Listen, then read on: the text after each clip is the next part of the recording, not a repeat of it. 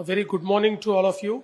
Honorable Union Minister, Shri Nitin Gadkari ji, all the members of the diplomatic community, the ambassadors, consul generals, the high commissioners from 22 countries around the globe, Mr. Ashish Kale, Mr. Vijay Sharma, Dr. Jitendra Joshi, founder and president of Global India Business Forum, Shrimati Dipali Gadkari, Shri Krupal Tumane, Shri Sunil Mende, all the dignitaries present here, all the business leaders, delegates, dear friends, at the very outset, I would like to welcome all the members of the diplomatic community to this beautiful orange city, which is winter capital of state of Maharashtra and which is the 0-mile city of India, which situates at the very center of this nation. And historically, when the erstwhile British government started the trigonometric survey of Asia for installing the milometers, it was started from this very city of Nagpur. And that is why it is the real center of India. At the outset, I would also like to welcome you to the state of Maharashtra. We all know that the state of Maharashtra is a real economic powerhouse of Indian economy, which contributes around 14% to the national GDP, which contributes around 40% of the entire FDI that comes to India. It is a leader in financial services. It is a leader in technology. It is a leader in startup ecosystem. It is leader in logistics. You name it. And Maharashtra has always assumed a leadership position in this country. And today, as we are gathered here in Vidarbha, I think now is the time when in Maharashtra, the fastest growing region and the fastest growing economy is this region of Vidarbha, which is witnessing historic investment MOUs, and not just MOUs, but also the commitments which are fructifying into real investments. Just now, we have entered into a MOU of an investment of 10,000 crores in the solar module segment.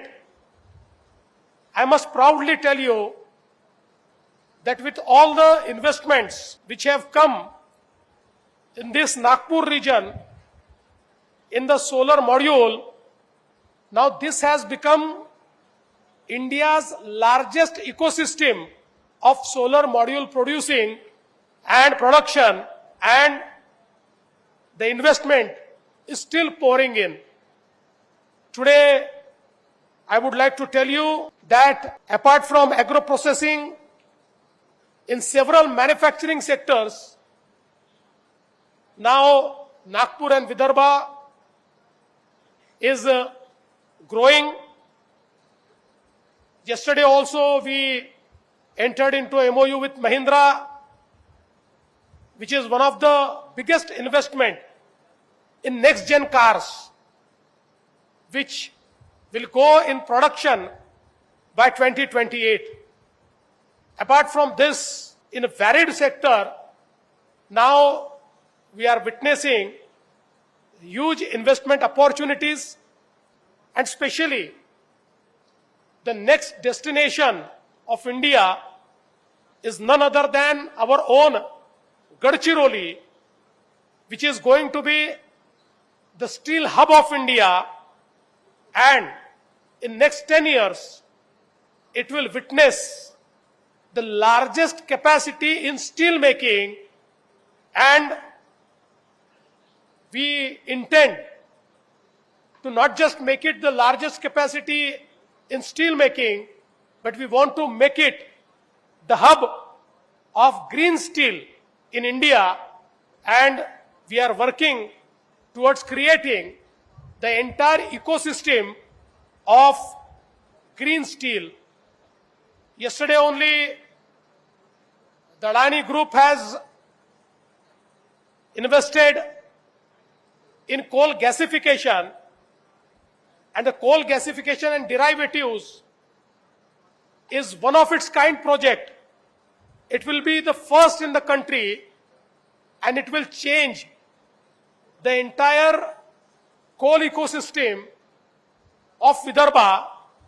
As all of us know that in the minerals like coal, Vidarbha is a leading ecosystem, but with the technology, things are going to change a lot. We are also trying to capture the new way of GCCs in Maharashtra. Although we know that now Mumbai and Pune has become a new GCC corridor, but now we are also positioning our tier 2 cities like Nagpur, Nasik and Chhatrapati Sambhajinagar as the new destinations for this GCC ecosystem, and I'm sure that very soon we'll announce some good investments in the sector of GCC. In fact, a very high profile conclave will be conducted in this very city of Nagpur next month, where who's who from the GCC space will be deliberating and will be charting the way forward. I think today Maharashtra is making strides in all new sectors like quantum computing and artificial intelligence, data center and digital infrastructure. Today I must tell you that Maharashtra has already become the data center capital of India. We account for 60% of data center capacity that has been created in India, and the investments in data centers are pouring in day in and day out.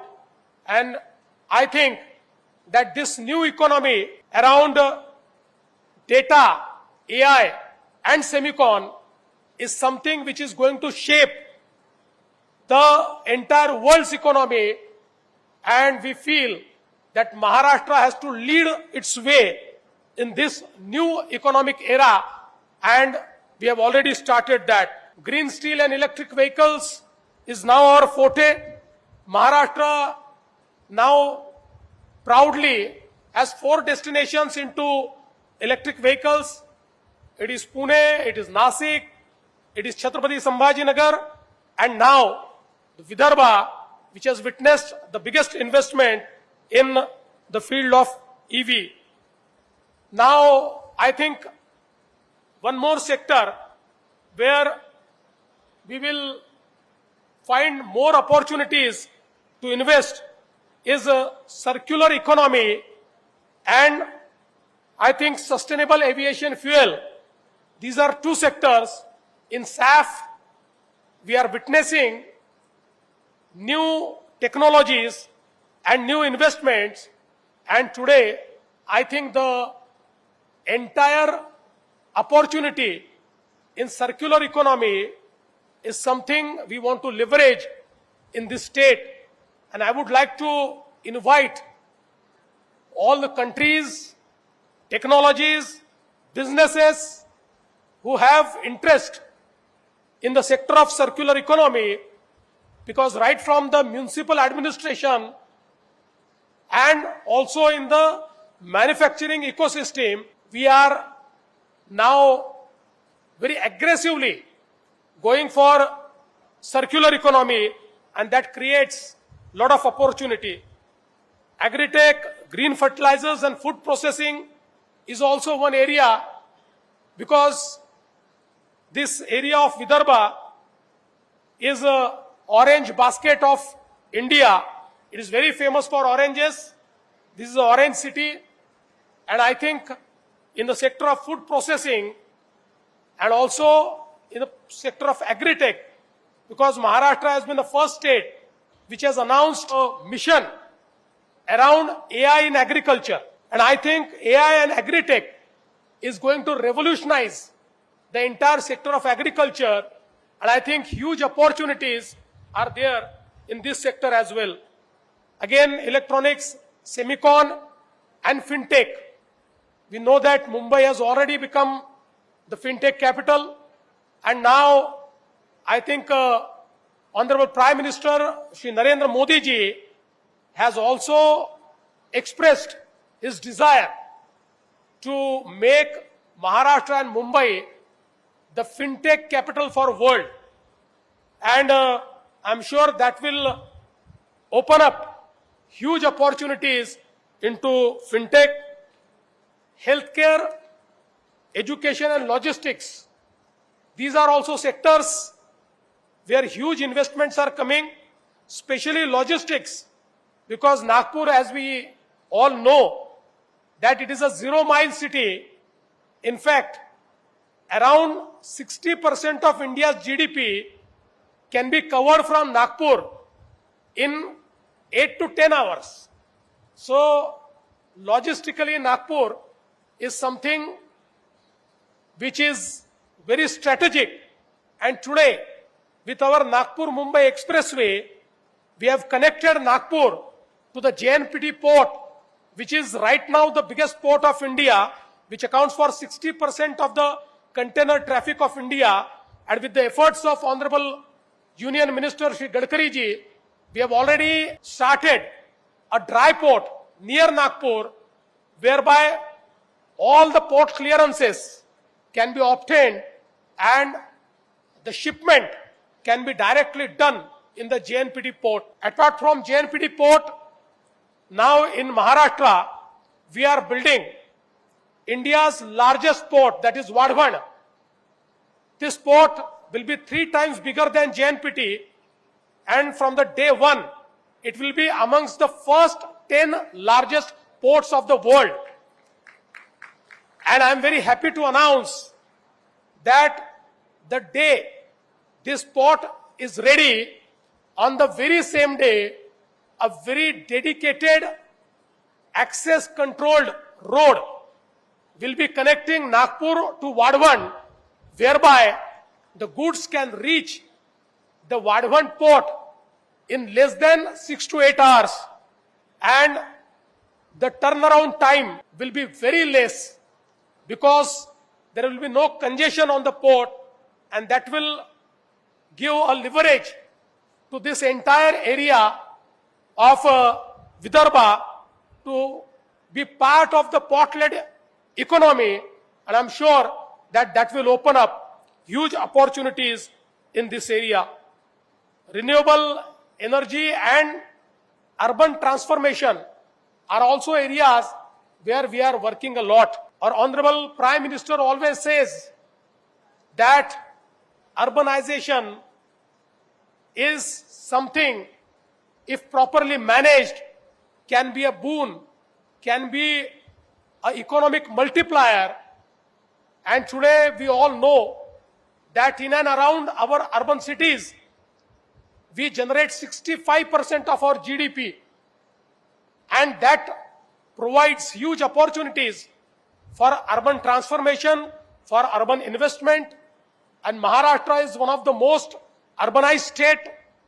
More than 50% of the people live in cities, and I think here also huge opportunities can be taken advantage of. So I would like to tell all the members of the diplomatic community that today in India, the best business case is in the state of Maharashtra. And when you talk about Maharashtra, we have different regions. Every region is good. But right now, one of the most emerging region is this region of Vidarbha. So if you wish to locate your businesses here, I think it's right time. Now in healthcare sector also, we just witnessed this MOU with care hospitals. And today, Nagpur is becoming the medical hub of central India, and hopefully we'll find the medical tourism in this sector expanding very soon. As all of us know that this is also tiger capital, and the tourism with regards to wildlife and forest is already a developed ecosystem in this area. So I think there are huge opportunities. I would also like to tell you that now our focus is more on policy-led growth. We have created many policies, but some new policies which we have created are the best in the country. Amongst those, AVGC XR policy we have created.